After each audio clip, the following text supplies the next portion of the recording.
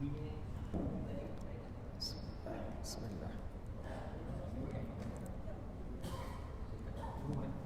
Assalamualaikum warahmatullahi wabarakatuh. Bismillahirrahmanirrahim. Alhamdulillahilladzi arsala rasulahu bil huda wa dinil haqq liyudhhirahu 'alad dini kullihi wa kafa billahi shahida. Wa nusalli wa nusallimu ala habibina wa syafi'ina wa zukhrina wa qurrati a'yunina Muhammadin wa ala alihi wa ashabihi ajma'in.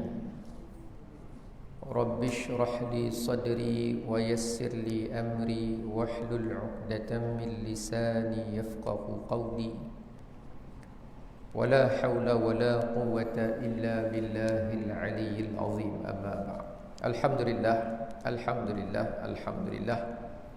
Kita bersyukur kepada Allah Subhanahu wa taala dengan setinggi-tinggi rasa syukur pada malam ini dapat saya bertemu dengan tuan-tuan. Rasanya lama tak datang sini. Mungkin jejak 4 bulan lebih kurang. Dan didoakan mudah-mudahan tuan-tuan semua sihat walafiat insya-Allah. Kalau ada pun yang mungkin tak berapa sihat, mudah-mudahan dengan berkat majlis ilmu selesai kuliah maghrib langsung diberikan kesihatan oleh Allah Subhanahu wa taala insya-Allah. Kalau ada yang mungkin ada problem, ada masalah, ada tuntutan hidup yang tak dapat lagi diselesaikan, mudah-mudahan dengan berkat majlis ilmu selesai solat isyak diberikan jalan keluar penyelesaian insya-Allah. Yang ketiga, kalau ada di kalangan tuan-tuan yang bujang belum bertemu jodoh, mudah-mudahan dengan berkat majlis ilmu selesai solat isyak terus bertemu jodohnya, mudah-mudahan insya-Allah. Yang amin yang tak bujang. Kita kata yang bujang. Walau macam mana pun, mudah-mudahan diberkati, dirahmati oleh Allah. Kerana kita dalam fasa beberapa hari lagi menuju hari Arafah. Beberapa hari ke hadapan, insya-Allah pada hari Jumaat, hari Khamis ikut tarikh kita, ialah hari Arafah. Lambang kesungguhan, lambang pengorbanan pada hari tersebut. Hari besar, hari penting yang perlu setiap daripada kita menunggu-nunggu, dan kita berada dalam fasa tempoh masa yang amat dicintai oleh Allah dan dicintai oleh baginda Rasulullah sallallahu alaihi wasallam. Dalam satu mafhum hadis disebutkan, Rasulullah bersabda, tidak ada tempoh hari yang agung di sisi Allah, yang lebih agung di sisi Allah, dan tidak ada satu tempoh masa yang lebih aku suka untuk beramal di dalamnya berbanding 10 hari yang pertama di dalam bulan Zulhijjah. Dengan kata lain, dalam banyak-banyak hari di sepanjang tahun, hari yang amat Rasulullah suka untuk beribadah, bukan hari lain tak suka, tapi sukanya lebih, iaitu untuk beramal ibadah pada 10 hari yang pertama di bulan Zulhijjah, 1 sampai 10, malamnya termasuk siangnya. Apa sahaja yang penting diperbanyak, digandakan dan dipertingkatkan. Jadi bila 10 hari yang pertama ini Allah berikan taufik kepada kita untuk menambah kesungguhan dalam hal taat kepada Allah, maka itu adalah tanda-tanda insya-Allah kita ini dalam rahmat dan keberkatan dari Allah, mudah-mudahan insya-Allah. Kesungguhan yang paling luar biasa ditunjukkan oleh baginda Rasulullah sallallahu alaihi wasallam. Suatu ketika dalam satu kisah diriwayatkan oleh Sayyidatina Aisyah radhiyallahu anha, bahawa suatu malam dia telah bersiap-siap, bersedia-sedia kira-kira bersedia sebagai seorang isteri yang taat kepada seorang suami, seorang umat yang taat kepada Rasulnya, bersedia untuk Nabi SAW. Dan kemudian selepas daripada itu, Rasulullah pun masuk ke bilik, ke kamar Sayyidatina Aisyah radhiyallahu anha. Aisyah dah bersedia sebagai seorang isteri yang taat. Nabi masuk. Lalu Aisyah menceritakan, Sayyidatina Aisyah ni kan insan yang istimewa. Yang pertama, dia isteri Nabi. Yang kedua, ahli keluarga Nabi. Yang ketiga, dia anak kepada ahli syurga. Siapa dia? Sayyidina Abu Bakar As-Siddiq, anak kepada ahli syurga. Ayahnya confirm ahli syurga. Yang keempat, ketika dia berkahwin dengan baginda Nabi SAW, dia termasuk di kalangan isteri yang mempunyai umur yang agak muda. Jadi dia tu lebih cergas, dia tu lebih ada kelebihan ingatan yang kuat. Jadi yang keempat, yang kelima, dia di kalangan 6 periwayat hadis yang utama pada zaman Nabi SAW.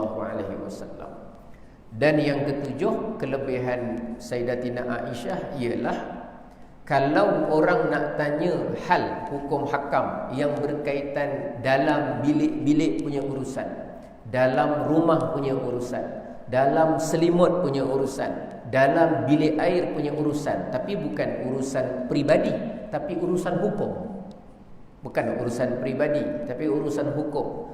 Maka di antara rujukan utama di zaman Rasulullah adalah Sayyidatina Aisyah radhiyallahu anha.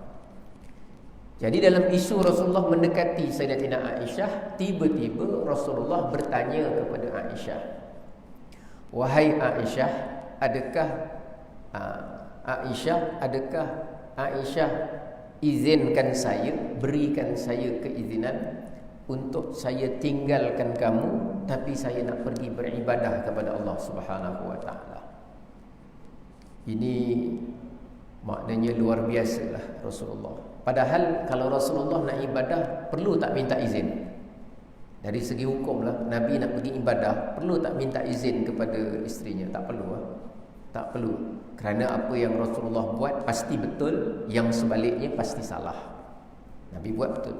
Tapi kerana Rasulullah nak menunjukkan contoh, kerana Nabi pernah menyatakan bahawa dirinya adalah yang terbaik. Khairukum li ahlihi. Orang yang paling baik di kalangan kamu ialah orang yang paling baik kepada isterinya. Dalam satu mafhum hadis, ulama mentafsirkan ahlihi itu isteri. Ada yang kata ahli keluarga. Saya ambil satu makna, isteri. Jadi Rasulullah beritahu pada kita, orang yang paling baik kepada kamu ialah orang yang paling baik kepada isterinya. Sebab ada hikmahnya Nabi beritahu gitu. Kerana sebahagian ulama mengatakan, kebiasaan orang dia ada dua karakter. Karakter luar rumah lain, karakter dalam rumah lain. Ini cerita orang lelaki. Saya cakap sebab saya lelaki. Saya kan lelaki. Tuan-tuan setuju tak setuju ke ragu? Tuan-tuan jangan ragu. Saya memang benar-benar kelelakiannya. Saya kan lelaki. Luar rumah ada watak lain, dalam rumah kadang ada watak lain. Luar rumah mesra alam, dalam rumah dia punya misai gini. Dua watak. Luar rumah mungkin peramah, balik rumah mungkin pendiam. Luar rumah mungkin sangat memaafkan, balik rumah panas baran. Ada orang kadang dua karakter. Jadi orang yang baik tu kadang-kadang dia tu diterima masyarakat, diterima kelompok, diterima pengikut. Tetapi isterinya yang di rumah tak pernah respect dia, kerana di rumah wataknya berbeza. Tapi Rasulullah ingatkan pada kita, orang yang terbaik di kalangan kamu ialah yang paling baik kepada isterinya. Itu sebagai bukti kejujuran. Sebagaimana di luar rumah, begitu dia di dalam rumah. Walaupun mungkin tak 100% sama, kerana kita berurusan dengan status manusia yang berbeza, tapi sekurang-kurangnya yang di luar itu bukan kepura-puraan, ataupun yang di dalam rumah bukan kepura-puraan. Dalam hal berbuat baik dan mempamerkan kebaikan. Jadi Rasulullah mengatakan dalam banyak-banyak yang baik, wa ana khairukum li ahli, tetapi di kalangan kamu akulah yang paling baik sekali kepada isteri. Maknanya Rasulullah memberitahu tentang perkara yang berhak, perkara yang hak dan yang benar. Nabi tunjukkan contoh, dia minta izin kepada isterinya untuk melakukan ibadah. Lalu apa jawapan Sayyidatina Aisyah sebagai seorang isteri dan sebagai seorang hamba Allah? Kata Aisyah, wahai Rasulullah, kalau ditanya apa yang aku inginkan, maka keinginanku ialah kamu berada bersama dengan aku. Kerana dia isteri, suaminya nak dekat dengan dia, dia nak suami ni ada sebelah dia. Tapi kalau ditanya tentang apa yang aku suka, nescaya yang aku suka ialah Tuan beribadah kepada Allah Subhanahu wa taala. Maknanya Sayyidatina Aisyah berikan ruang untuk Nabi menunaikan ibadah. Lalu Rasulullah beribadah sehingga dikatakan Rasulullah menangis sampai bajunya basah. Daripada situ barulah tuan-tuan lihat Rasulullah pernah beribadah sehingga kakinya bengkak-bengkak. Kerana lamanya sujud, lamanya berdiri, lamanya rukuk, sehingga kakinya bengkak. Sehingga dalam satu riwayat yang lain, Sayyidina Bilal bin Rabah pernah tanya kepada Nabi, ya Rasulullah, kenapa Tuan bersungguh-sungguh, ini cerita soal sungguh-sungguh, bersungguh-sungguh menunaikan ibadah sebegini rupa sampai kaki bengkak-bengkak? Rasulullah menjawab, afala akunu abdan syakura, apakah tidak boleh aku ini menjadi hamba Allah yang bersyukur? Daripada hadis dan cerita ini kita dapat belajar suatu perkara yang penting, iaitu dalam hal kita menunaikan ketaatan, amal ibadah, amal soleh, di antara perkara yang kita sendiri kena ambil berat untuk diri kita ialah buat sesuatu itu dengan cara bersungguh-sungguh, kerana ada kebaikan nilainya di sisi Allah Subhanahu wa taala. Secara umum memang kena ada kesungguhan. Dalam satu hadis Nabi bersabda, innallaha yuhibbu idza amila ahadukum amalan ayyutqinahu. Allah cinta kepada salah seorang daripada kamu apabila dia melaksanakan sesuatu pekerjaan, amalan, dia melaksanakan dengan cara bersungguh-sungguh. Soal berjaya tak berjaya cerita lain. Soal jadi tak jadi cerita lain. Soal dia banyak ke sikit cerita lain. Tetapi bila ada kesungguhan, maka di situ ada penilaian yang besar di sisi Allah Subhanahu wa taala. Itu contoh yang ditunjukkan oleh baginda Rasulullah sallallahu alaihi wasallam. Contoh cerita yang kedua, iaitu cerita yang berkaitan dengan ibadah korban kita. Tak lama lagi ni, insya-Allah pada hari Jumaat, hari raya korban, hari Sabtu. Hari raya korban ni ada beza sikit nanti dengan hari raya Idul Fitri.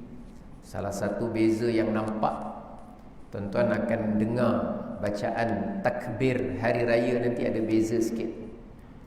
Bukan beza bacaannya, tapi beza waktu bacaannya. Bacaan sama, Allahu Akbar, Allahu Akbar, Allahu Akbar, la ilaha illallah, wallahu akbar, Allahu akbar, walillahil hamd. Sama aja, bacaan sama, tapi waktu dia ada beza sikit. Kita akan start takbir bila? Hari? Dia akan start pada hari Khamis. Khamis lepas daripada solat apa? Solat subuh. Solat subuh dah start hari Khamis.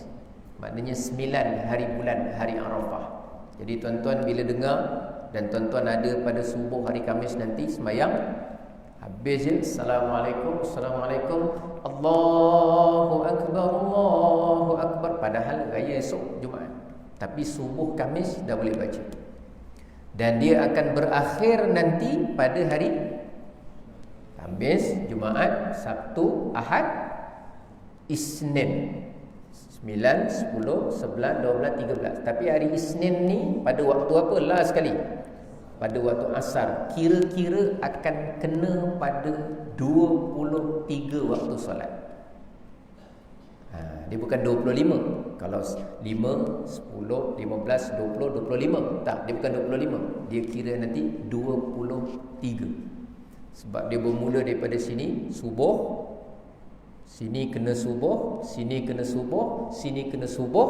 Tapi yang last kali subuh, zuhur, asar, 3 aja. Nak buat kiraan dia senang. Subuh, subuh, subuh. Sini kalau start subuh kita kira 5 lah. Subuh kira 5 lah. Subuh kira 5 waktu. Subuh kira 5 waktu. Tapi nanti last 13 hari bulan dia subuh, zuhur, asar. Kira-kira nak senang kira 23 waktu solat. Ada beza sikit. Lambang pengorbanan dan kesungguhan. Siapa? Nabi Ibrahim alaihissalam. Nanti hari yang ke-8 dinamakan hari Tarwiyah. Hari yang ke-9 namanya hari Arafah. Hari yang ke-10 hari Nahar. Kita pakat-pakat, mudah-mudahan insya-Allah pada hari Khamis kita ramai-ramai puasa hari Arafah, insya-Allah, mudah-mudahan. Boleh ni? Puasa hari Arafah boleh. Kebaikannya diampun dosa setahun, insya-Allah. Pada masa yang sama, doa afdalud du'ai du'a'u yaumi Arafah. Rasulullah bersabda, seafdal-afdal doa adalah doa pada hari Arafah. Banyakkan berdoa dan banyakkan amalan pada hari tersebut. Lambang kesungguhan siapa? Nabi Ibrahim. Ada ulama menyatakan nama Ibrahim, walaupun dia bukan pure, bukan betul-betul bahasa Arab, tapi dia dekat dengan bahasa Arab. Ataupun ab maknanya bapa. Rahim maknanya yang penyayang. Rahim namanya bapa yang penyayang. Kerana Nabi Ibrahim ni orangnya pemurah penyayang. Dikatakan dia ini sangat pemurah. Kepada sesiapa yang datang ke rumah Nabi Ibrahim ketika mana baginda duduk di Palestin, siapa yang datang rumah dia, dia akan santuni tamu tu habis-habisan. Di antara cara dia ialah apa sahaja binatang ternakan yang ada di belakang rumah yang boleh dihidangkan, pasti dia akan sembelih kambing, dia akan hidangkan pada tamu dia. Mesti dia pergi ke belakang, sembelih, datang, dia tak akan tanya berapa lama. Dan Nabi Ibrahim ni dikatakan, sebahagian riwayat mengatakan, dia tu kalau ada makanan, nak makan, dia akan tunggu cari kawan makan, ada kawan baru dia makan. Maknanya dia tak seorang, dia tak makan. Dia akan cari siapa nak makan dengan saya kan. Ada jumpa, jom makan. Ada orang nak makan sama, baru dia makan. Kerana dia punya hati dia lembut nak. Dia tak sama macam saya. Saya tunggu orang tak ada baru saya makan. Sebab kalau ajak tuan-tuan habis saya punya makan. Saya ni kedekut tuan-tuan. Terbalik 180 darjah dengan Nabi Ibrahim AS. Baginda ni pemurah. Sehingga pernah dikatakan dia tu sembelih kambing sampai habis kambing ternakannya. Lalu orang tanya kepada Ibrahim, wahai Ibrahim, begitu sekali Tuan memuliakan tetamu bersungguh-sungguh. Kata Nabi Ibrahim, ini perintah Allah untuk memuliakan, untuk bersungguh-sungguh melayani tetamu. Kalaupun aku perlu untuk menyembelih anakku pun, nescaya aku akan menjalankannya. Maknanya kalau datang perintah Allah. Padahal masa tu dikatakan dia belum dapat anak lagi. Kemudian berkahwin dengan Hajar, kemudian dapat anak. Allah uji kesungguhan kata-kata dia tadi. Yang dulu memang sedia sungguh-sungguh dengan taat perintah Allah. Sekarang dapat nikmat, Allah uji lagi kesungguhan. Diperintahkan tinggalkan di Mekah, kemudian diperintahkan, dikatakan dia bermimpi menyembelih anaknya, mimpi wahyu selama 3 hari berturut-turut. Ada ulama mengatakan 3 hari berturut-turut. Sebab tu nama dia hari Tarwiyah, hari Arafah, hari Nahar. Tarwiyah ni ada beberapa makna. Salah satu makna tarwiyah ialah menampakkan. Jadi Nabi Ibrahim pada hari malam 8 Zulhijjah dikatakan tidur, dapat wahyu melalui mimpi, dia nampak diri dia menyembelih anaknya Ismail. Lalu sadar daripada mimpi, tahu itu adalah perintah Allah Subhanahu wa taala. Kemudian pada hari esoknya 9 hari bulan, dia mimpi kali yang kedua. Mimpi kali yang kedua sama juga mimpi, wahyu, dapat perintah menyembelih anak. Dia nampak dia menyembelih anak. Lalu bangun, sadar. Lalu dia berkata, araftu, aku faham, aku tahu, aku faham, aku tahu. Akhirnya dikatakan hari tersebut namanya hari tahu, hari faham. Dalam bahasa Arab, hari Arafah, faham. Hari yang ketiga, berturut-turut 10 hari bulan, mimpi yang sama juga. Lalu berlakulah esoknya, berlakulah penyembelihan ke atas Nabi Ismail alaihi. Itu diberitahu pada anaknya, inni arad fil manami anni adbahuka. Sesungguhnya ayah nampak dalam mimpi ayah sembelih kamu. Apa pandangan kamu? Kata Nabi Ismail, ya abatif'al, wahai ayahku, buat sajalah apa yang kamu diperintah. Satajiduni, engkau akan dapati aku ni insya-Allah di kalangan orang-orang yang sabar. Lalu kesungguhan Nabi Ibrahim menjalankan perintah, akhirnya baginda menyembelih Nabi Ismail alaihissalam. Diuji tu sampai kepada pisau ditekan. Suspend dia sampai kepada pisau ditekan. Ditekan pisau tersebut, bila dia tekan ke leher Nabi Ismail, inqalabas sikin, pisau tu sendiri patah balik ke belakang. Bila dia tekan kali yang kedua, pisau tu sendiri inqalaba, patah balik ke belakang. Pisau yang tak nak, tangan menekan. Kali yang ketiga dia tekan, pisau tu sendiri inqalaba. Inqalaba tu balik ke belakang. Tu nama dia inqalaba. Kalau kamera ni gini, inqalaba. Kalau gini, orang tengah online inqalaba, maknanya pusingkan. Jadi kalau pisau, dia pusing gini. Pisaunya tukar. Akhirnya tekan, tak tekan. Kesungguhan yang nak dilihat tu bukan kematian Nabi Ismail, tetapi kesungguhan Nabi Ibrahim dalam menjalankan perintah. Bila ada kesungguhan, Allah berikan gantian cash ketika di dunia lagi, iaitu datang malaikat Jibril alaihissalam, iaitu membawa seekor kibas, lalu digantikan tempatnya Nabi Ismail ke tepi, tempatnya diletakkan kambing tersebut, lalu disembelih oleh Nabi Ibrahim alaihissalam. Nabi Ismail tak kena sembelih kan? Jangan ingat Nabi Ismail, ada orang dulu dia faham Nabi Ismail lalu bertukar menjadi kambing. Wah, lagi tak senonoh cerita. Lagi tak senonoh. Mana ada seorang Nabi tukar jadi binatang? Nabi insan yang mulia. Tak mungkin, mustahil, kata mungkin lagi, mustahil seorang Nabi ditukar rupanya jadi seekor binatang. Jadian ke apa, tak mungkin. Kerana para Nabi itu Allah jadikan, ma ba'atsallahu nabiyyan illa hasanal wajhi wa hasanal saut. Allah tidak mencipta, tidak mengutus mana-mana Nabi pun, melainkan pasti suaranya sedap, wajahnya indah, tampan. Semua. Jadi jangan kita kira bahawa yang tampan tu hanya Nabi Yusuf alaihissalam, bukan. Tapi ceritanya ialah lambang kesungguhan Nabi Ibrahim alaihissalam dalam menunaikan ketaatan kepada Allah. Itu cerita yang kedua.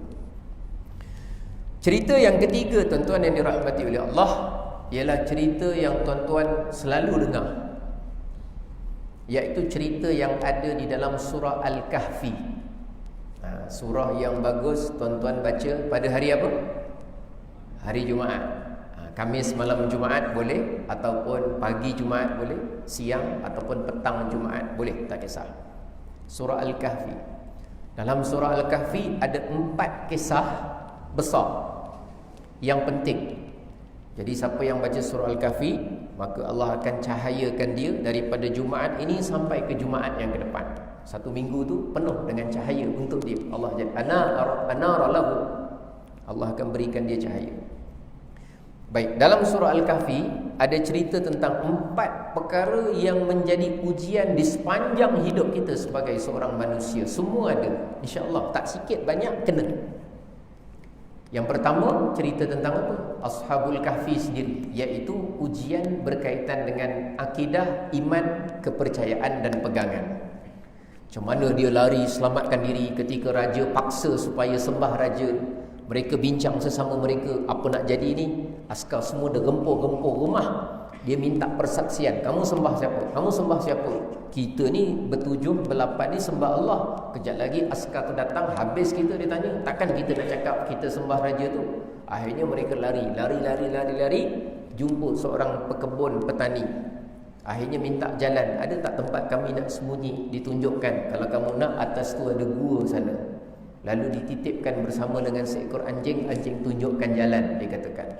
Lalu dia duduk pergi ke sana sembunyi. Anjing duk jaga depan. Kalau ada orang datang, beritahu. Akhirnya penat menyelamatkan diri. Akhirnya apa? Tertidur. Ujian nak menjaga iman akidah sebegitu susah. Itu kisah satu kisah. Kemudian kisah yang kedua, tadi fitnah, ujian berkaitan iman. Ada kisah berkaitan dengan harta, duit. Kisah dua pemuda, satu kafir tapi kaya raya, satu mukmin tapi miskin, tak cukup duit, kebun tak ada. Yang ni berbangga-bangga dengan harta yang banyak. Ada kisahnya dalam surah Al-Kahfi. Ujian berkaitan dengan harta. 3, ujian berkaitan dengan kuasa. Siapa? Zulkarnain. Yang mana Allah berikan dia kekuasaan timur sampai ke barat. Sampai ada orang nak settlekan, pening kepala, nak selesaikan masalah sekelompok manusia yang namanya Ya'jud dengan Ma'jud pun minta tolong Zulkarnain juga. Macam mana nak settlekan, binakan tembok ni supaya kaum ni tak keluar daripada tembok tersebut. Berjaya dilakukan sampai Ya'jud dan Ma'jud tak boleh keluar sampai sekarang. Bila dia akan keluar? Nanti pada akhir zaman berlaku tanda kiamat. Keluar juga kaum yang pengganas-pengganas ni, yang orang tapi macam tak serupa orang perangainya. La yakaduna yafqahuna haditha. Hampir-hampir mereka ni kelompok manusia yang tak faham perbicaraan orang, tak faham bahasa orang, tak faham. Tapi orang, tapi tak macam orang. Ujian kuasa Allah berikan, dilaksanakan. Dan yang keempat, ujian yang berkaitan dengan cerita kita ni, kesungguhan. Kesungguhan siapa? Nabi Musa alaihissalam dengan Nabi apa tu? Yang dia bocorkan kapal tu, lepas tu dia bunuh budak. Nabi apa? Nabi Khidir alaihissalam. Kesungguhan ada pada siapa? Ada pada Nabi Musa. Kesungguhan. Dari sudut mana kesungguhan? Suatu ketika dikatakan Nabi Musa ni bersama dengan dia golongan Bani Israel. Maka Nabi Musa ketika menyampaikan percakapan, ucapan dan sebagainya, tiba-tiba datang satu soalan kepada Nabi Musa. Orang tanya kepada Nabi Musa, "Wahai Musa, dalam banyak-banyak orang, siapa orang yang paling pandai sekali? Dalam banyak-banyak manusia ni, orang yang paling pandai sekali siapa?" Lalu Nabi Musa pun jawablah, yang paling pandai aku lah. Akulah yang paling pandai. Nabi Musa cakap, dalam banyak-banyak orang pandai, akulah yang paling pandai. Betul tak jawapan Nabi Musa? Dari satu sudut tak salah. Boleh tak dia jawab, "Wahai Musa, engkau ni Nabi ke?" Akulah Nabi. Boleh tak dia jawab? Boleh. Seorang Nabi dia boleh tunjukkan, ceritakan kelebihan dia, boleh. Tak termasuk dalam bab riak. Tu bukan dalam bab riak. Macam Rasulullah dia kata, aku sebaik-baik kamu adalah yang paling baik kepada isterinya. Aku adalah orang yang paling baik kepada isteri. Boleh. Tak masuk dalam bab riak. Sebab Rasulullah memang kena cerita kedudukan dia supaya umat faham dia punya darjatnya di sisi Allah macam mana. Dia berhak dan mesti cerita. Contoh, Nabi pernah cakap yang lain, Adam wa masiwahu minal anbiya tahta liwa'i yaumal qiyamah. Nabi Adam dan semua nabi-nabi besok akan duduk di bawah bendera panji aku pada hari kiamat. Semua nabi duduk bawah bendera aku pada hari kiamat. Wala fakhra. Aku cakap ni bukan untuk berbangga-bangga, tapi memang kena cakap supaya umatnya tahu bahawa Rasulullah adalah nombor satu, ketua kepada semua nabi-nabi dan rasul-rasul. Jadi pada zaman Nabi Musa, orang tanya kepada Nabi Musa, siapa yang paling pandai? Tentulah Nabi Musa akan jawab terus terang, akulah yang paling pandai sekali. Mana ada yang lebih pandai? Kan sifatnya 4 setiap Nabi dan Rasul. Paling kurang 4 ni sifat yang wajib. Siddiq, amanah, tabligh, dan yang keempat fatanah, bijaksana. Memang sifat dia bijaksana. Tiba-tiba dengan percakapan tersebut Allah uji kesungguhan Nabi Musa alaihissalam. Kalau dia kata dia paling pandai, maknanya pandai ilmu. Kalau orang itu suka kepada ilmu, sejauh mana kesungguhan dia? Lalu diwahyukan kepada Nabi Musa, diberitahukan bahawa ada satu hamba Allah yang memiliki satu ilmu yang mana tidak dimiliki oleh Nabi Musa alaihissalam, yang belum dimiliki oleh Nabi Musa. Siapa dia? Nabi Musa tahu, minta kepada Allah, siapa orangnya yang ada milik ilmu yang dia tak ada ilmu tersebut. Lalu diberitahukan ada hamba Allah sekian, kamu kena pergi sekian, cara dia cari sekian, maka sampai di tempat tersebut, bawa ikan. Kalau ikan hilang, maka ketika itu kamu akan jumpa orang itu di tempat tersebut. Lalu Nabi Musa pun buat apa? Dia cari peneman seorang untuk teman dia. Lalu dia pun siap-siapkan barang, terus berangkat untuk mencari orang tersebut. Cari tuan-tuan, jalan jauh, tengok buka, ada lagi ikan. Jalan, buka, ada lagi ikan. Jalan. Sampai dia air naik apa semua, tak perasan ikan melompat. Sekali dah jalan jauh, tengok, buka, ikan tak ada lah, tadi hilang kat tempat tadi. Patah balik semula cari. Akhirnya berjumpa dengan seorang hamba Allah yang saleh, yang mana dikatakan orang itu adalah Nabi Khidir alaihissalam. Dia kata Nabi Musa, dia minta, dia kata, Tuan, boleh tak saya nak belajar dengan Tuan? Dia, Nabi Musa ni tawaduk sungguh-sungguh. Kalau ikut status darjat, Nabi Musa lebih tinggi daripada Nabi Khidir. Sebab Nabi Musa masuk dalam ranking 5 ulul azmi, 5 rasul yang paling tinggi darjatnya. Nabi Khidir bawah. Dia tak termasuk dalam 25, dia bawah. Walau macam mana pun, ada satu kelebihan yang ada pada Nabi Khidir yang belum ada pada Nabi Musa. Tapi kerana kesungguhan dia dalam nak menjalankan taat dalam bab mendapatkan ilmu, sanggup berjalan jauh sampai hilang barang, patah balik semata-mata nak jumpa dengan Nabi Khidir, nak minta jadi anak murid, nak belajar satu ilmu yang Allah berikan kepada dia yang belum diberikan kepada Nabi Musa alaihissalam. Kesungguhan. Dia tanya, boleh tak? Kata Nabi Khidir, tak payahlah, sebab kalau engkau ikut aku untuk belajar dengan aku, nanti benda yang aku buat semuanya engkau tak setuju. Nanti engkau tak sabar. Innaka lan tastati'a ma'iya sabra. Kata Nabi Khidir, engkau tak mampu sabar duduk dengan aku belajar ilmu aku ni, kau tak boleh sabar. Tak, kata Nabi Musa, aku insya-Allah aku akan sabar. Tapi kata Nabi Khidir, syaratnya kalau aku buat apa-apa, jangan bantah, jangan argue, jangan apa. Okey, sekali ikut. Sekali dia bocorkan kapal orang. Ketika itu Nabi Musa pelik, apa bocor kapal orang tu? Orang tengah belayar, dia bocorkan kapal orang. Akhirnya tengok dia bunuh orang. Kenapa bunuh orang? Akhirnya setelah diterangkan semua sekali, barulah Nabi Musa tahu bahawa Nabi Khidir alaihissalam, dikatakan oleh ulama Nabi Khidir, dia itu dikurniakan satu kelebihan yang berbeza, iaitu benda yang belum berlaku, tidak diketahui apa yang akan berlaku, cuma Allah perintahkan dia buat benda yang bertentangan dengan apa kebiasaan sepatutnya kita buat. Jadi nak ceritanya kesungguhan Nabi Musa dalam hal menjalankan perintah Allah, iaitu dengan cara menuntut ilmu. Jadi tuan-tuan, 3 kisah ni jadi inspirasi kepada para ulama dalam hal ibadahnya. Dia sungguh-sungguh, termasuk hal sembahyang. Ada sebahagian ulama salaf lah. Saya suka dulu belajar kisah dan cerita-cerita berkaitan dengan ulama salaf. Ulama salaf ni maknanya ulama yang hidup pada 300 tahun awal. Daripada zaman Nabi, tuan-tuan kira 100 tahun, 200 tahun, 300 tahun. Kita dah lambat dah, 1400 tahun. Dia 300 tahun yang awal ni namanya zaman ulama salaf. Zaman tu banyak contoh-contoh ulama dalam hal bersungguh-sungguh dalam persoalan ibadah.